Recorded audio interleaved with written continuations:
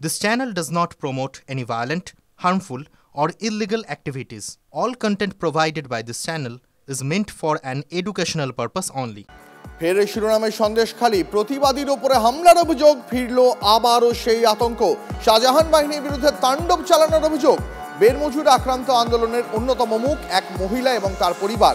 অভিযোগ মারধর করার পর বাড়িতে সাদা থান ফেলে দিয়ে যায় দুষ্কৃতীরা। বিজেপি করার অপরাধে রাস্তায় ফেলে মারধরের অভিযোগ। পুলিশের বিরুদ্ধে নিষ্ক্রিয়তার অভিযোগ আক্রান্ত পরিবারের। আতঙ্কে এই মুহূর্তে কার্যত গৃহবন্দী প্রতিবাদী পরিবার। খোঁজ নিয়ে দেখব আশ্বাস সন্দেশখালীর বিধায়ক সুকুমার মাহাতো। আমার স্বামী একটা প্রতিবন্ধী মানুষ, দোকানে চা দিতে গেছিল, আমার চায়ের দোকান থেকে অন্য দোকানে চা দিতে গেছিল, তাকে রাস্তায় ফেলে মারধর করতে আমার দেওর ছুটে গেছে, দেওরকে মারধর করেছে, ভাসুর থাকা থেকে ভাসুরকে মারধর করেছে। আমি গেছিলাম ও থেকে, আমাকে খুব মারধর করে এবং অধিক ভাষায় গালাগালি আমাকে দেন, আমাকে রাস্তায় ফেলে ব্লাউজ ট্লাউজ ছিঁড়ে দেন। আমার ছেলেরা যেতে আমার ছেলেদেরকে ছুঁড়ে ছুঁড়ে ফেলেছে। আমরা খুব ভয়ে আতঙ্কে আছি। মারলো এসে আবার বলছেন, এই শেখ শাহজাহানের দল বলে এসে বলছেন যে যারা এখনো দাপিয়ে বেড়াচ্ছেন তারা এসে বলছেন যে তোমার হচ্ছে আমি তোকে থান দিয়ে গেছে, বলছে তোকে থান পরাবো। আমার কারণ একটা বলে তোর বিজেপি, আমি বিজেপি করি বলে আমার এই অপরাধ। আমি এখনো খবরটা পাইনি, এটা কখনকার ঘটনা আমি জেনে নিয়ে বলছি বলে। পরে খবরে আসি, আজ প্রকাশিত হয়েছে মাধ্যমিকের ফলাফল। মাধ্যমিকে প্রথম রায়গঞ্জ করোনেশন হাই স্কুলের আদ্রিত সরকার, তার প্রাপ্ত নম্বর 696।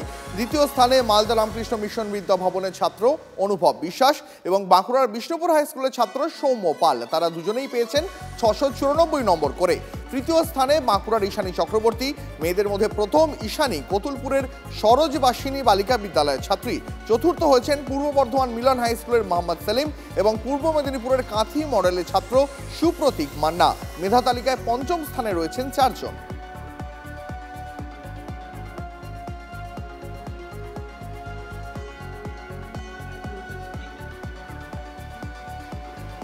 ভালো রেজাল্ট করবো সেটা অবশ্যই হচ্ছে এক্সপেকটেশন ছিল, তবে যে এতগুলো নাম্বার পাবো এবং রাজ্যে ফার্স্ট হব এটার এক্সপেকটেশন মানে খুবই অপ্রত্যাশিত। অভাবনীয় অনুভূতি, বাবা মার একটা স্বপ্ন ছিল এক কথায় বলতে গেলে।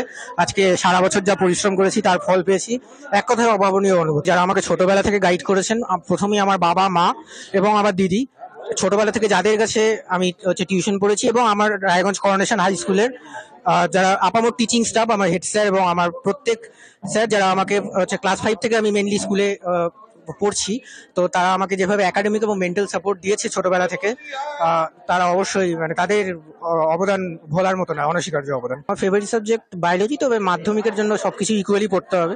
সেরকম ফেভারিট সাবজেক্টকে হচ্ছে সাবজেক্টের প্রতি বেশি অ্যাটেনশন পে করবো, সেটা করলে হয়তো মাধ্যমিকে ভালো রেজাল্ট করা যাবে না। আপাতত মেডিকেল পার্সিউ করার ইচ্ছে রয়েছে, তবে আমার যদি 11-12 পড়তে অন্য কোনো লাইনের প্রতি ইন্টারেস্ট ডেভেলপ করে, তবে সেক্ষেত্রে অবশ্যই ভাববো সেই লাইনগুলো পার্সিউ করার ইচ্ছে থাকতে পারে। পড়াশোনার পাশাপাশি তো এক্সট্রা ক্যারিকুলার কিছু অ্যাক্টিভিটি রয়েছে, যেমন আমার ছোটবেলা থেকেই কুইজিং এর প্রতি একটা অ্যাট্রাকশন রয়েছে, সাহিত্য কর্মের প্রতি একটা অ্যাট্রাকশন রয়েছে, লিটারেচারের প্রতি। খুব ভালো লাগছে আর কি। মানে কখন শুনলে? এই যখন 9টার সময় র্যাঙ্ক লিস্ট অ্যানাউন্স হলো তখনই টিভিতে। হ্যাঁ, শোনার পর ফার্স্ট অনুভূতি তোমার? মানে বিশ্বাসই করতে পারিনি প্রথমে যে আমি দিতে হয়েছি। আচ্ছা, কিভাবে লেখাপড়া করতে সারা বছর?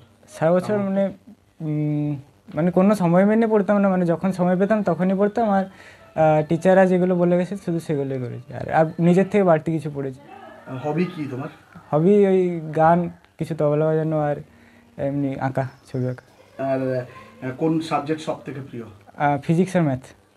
আচ্ছা, কতটা সময় দিতে লেখাপড়ার পেছনে? 10-12 ঘন্টা।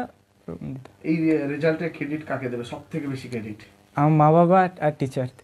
স্কুলের টিচার? হ্যাঁ, স্কুল টিচার বা টিউশন টিচার। আচ্ছা, আশা করেছিলে?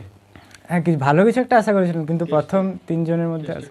এবার ভবিষ্যতে কি হতে চাইছো? ভবিষ্যতে ইঞ্জিনিয়ারিং পার্সু করতে চাই, আর কম্পিউটার সায়েন্স আর রিসার্চ করতে চাই।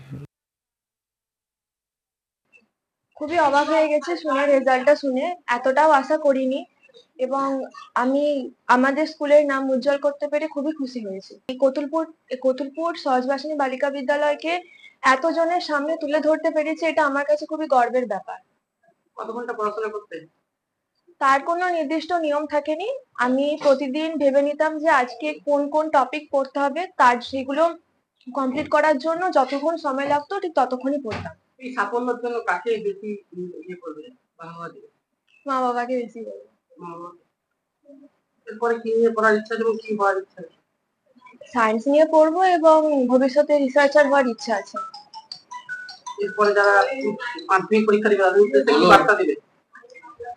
হ্যাঁ, বলবো যে টেক্সট বই যেন খুঁটিয়ে পড়ে, যে যতটা প্রয়োজন ততটাই যেন লেখে, বা বাড়তি যেন কোনো কিছু উত্তর না বাড়িয়ে লেখে, যতটুকু দরকার ততটুকু লেখে, টেক্সট বই খুঁটিয়ে পড়ে যেন পড়াশোনা চালিয়ে যায়।